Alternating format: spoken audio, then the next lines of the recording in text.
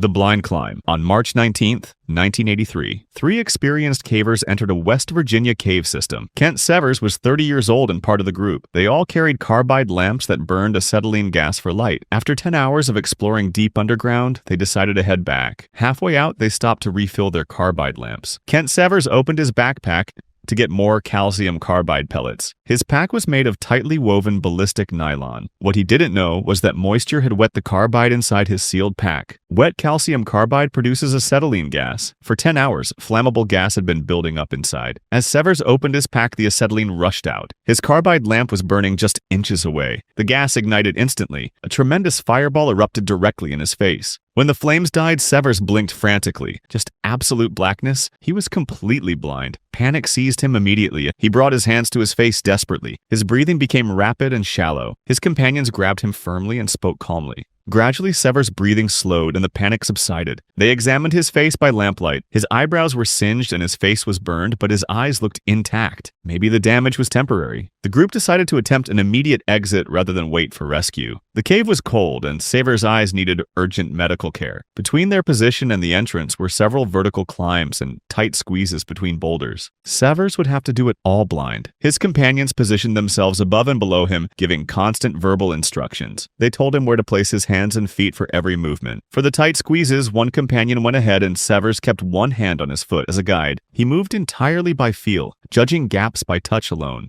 Through patient guidance and Severs' determination, they made it to the entrance. Severs was immediately taken for medical evaluation. The burns were painful, but relatively minor. After 2 weeks of treatment, something remarkable happened. Severs' eyesight gradually returned to normal. The blindness proved to be temporary. He made a complete recovery. Moaning Cave Incident. On the 18th of July, 1998, Victoria Balsey arrived at Moaning Caverns in California. She was 32 years old and loved adventure. Victoria had rappelled down this cave only twice before, once in the early 1990s and once in 1994. 4 years had passed since her last visit. Moaning Caverns was famous for its massive 180-foot vertical pit. The cave operation let tourists rappel down into the darkness. They told everyone it was safe for beginners. The descent had 2 parts. First, a 60-foot sloped section leading to the pit's edge, then a terrifying 120-foot free-hanging drop where people dangled in the air. Cave employees fitted Victoria with a harness and rappel device. They explained how to control her speed by keeping pressure on the rope. Victoria began backing down the slope. Almost immediately, something felt wrong. Her rappel device wasn't working properly. She was moving down much faster than she should. Panic started building inside her. Victoria called out for help to the workers at the top, but they didn't hear her cries in all the noise. Victoria approached the edge of the massive pit. Her instincts screamed that something was dangerously wrong, but doubt crept into her mind. Maybe she was just scared because she hadn't rappelled in 4 years. Victoria made a fatal decision to keep going. The moment she went over the lip of the pit, disaster struck. Her rappel device failed completely. Victoria began falling uncontrollably. She accelerated downward toward the cave floor 120 feet below. She desperately tried to grip the rope and stop herself, but nothing worked. An employee at the bottom saw her coming down too fast. He tried to grab the rope, but it was too late. Victoria's body slammed into the limestone wall. Then she crashed hard onto the cave floor. Her skull fractured, 2 vertebrae in her neck broke. Her ankle shattered on impact. The cave employee immediately stopped her from moving. He knew any movement could cause permanent paralysis or death. Victoria lay motionless on the cold cave floor. Waves of terrible pain shot through her broken body. Every breath caused sharp agony. She tasted blood in her mouth. A rescue team was called immediately. They secured her in a special rescue litter. They carefully carried her up a long, spiral staircase. This was the only other way out of the cave. Every movement sent lightning bolts of pain through her spine. Each bump made her cry out in agony. Finally, they brought Victoria to the surface. A helicopter rushed her to the hospital. Doctors took x-rays and found her fractured skull, broken neck bones, and shattered ankle. But then came the miracle. Her spinal cord was completely undamaged. The doctor said the cave employee who stopped her from moving had saved her life. Victoria survived the horrific fall. Trapped underwater on July 12, 1981. Bob Nottage and Scott Morris were experienced cave divers. They had just finished attending the International Congress of Cave Diving, but they weren't going home yet. They headed to Craddock Springs in Kentucky to explore an underwater cave. During a previous expedition, they had found a promising passage that might lead deeper into the system. They wanted to see where it went. The water at Craddock Springs was cold with varying visibility. The passages were filled with breakdown, which meant jumbled, collapsed rocks. Both divers were well prepared and highly experienced. They understood the risks of exploring areas with unstable rock. The dive began smoothly as they followed the familiar route through the underwater passages. Eventually, they reached the lead they had discovered before, but they were disappointed disappointed to find that the passage had closed. Despite this setback, they decided to run a survey line through the area for future divers. Morris was working on setting the line when disaster struck. A massive slab of breakdown suddenly detached from its position. The rock fell directly onto Morris's legs. He was pinned against the cave floor underwater. Morris was trapped and unable to move. His air supply was ticking down with each breath. Any attempt to escape could trigger more rocks to fall. Nadish was positioned above Morris in the water. He immediately knew something was catastrophically wrong. He noticed Morris's exhaust bubbles rising in a continuous stream instead of normal bursts. This meant Morris was either breathing rapidly in distress or his regulator had been knocked free. Underwater communication impossible. Nadish descended through the clouded water and found Morris pinned beneath the heavy slab. The waterlogged limestone potentially weighed hundreds of pounds. Every second counted because their gas supplies were depleting fast. Nadish positioned himself to help Morris shift the rock. In the weightless underwater environment, leverage works differently than on land. Too much force could trigger additional breakdown and bury them both. Working together despite extreme stress and limited visibility, they managed to shift the slab just enough. Morris pulled himself free from the rock's grip. The moment brought enormous relief, but the emergency wasn't over. They still needed to exit the cave safely. The two divers began their careful ascent back through the breakdown-choked passages. Upon surfacing at the spring entrance, they assessed Morris's injuries. He had painful bruising and possible contusions, but nothing appeared broken. Morris survived only because he had a buddy with him. Without Nadish, he would have died pinned underwater. Nadish's sharp awareness let him detect trouble just from unusual bubble patterns. And because both divers were highly trained, they stayed calm instead of panicking. They avoided the rapid air loss and bad decisions that often turn accidents fatal. Lost in the dark.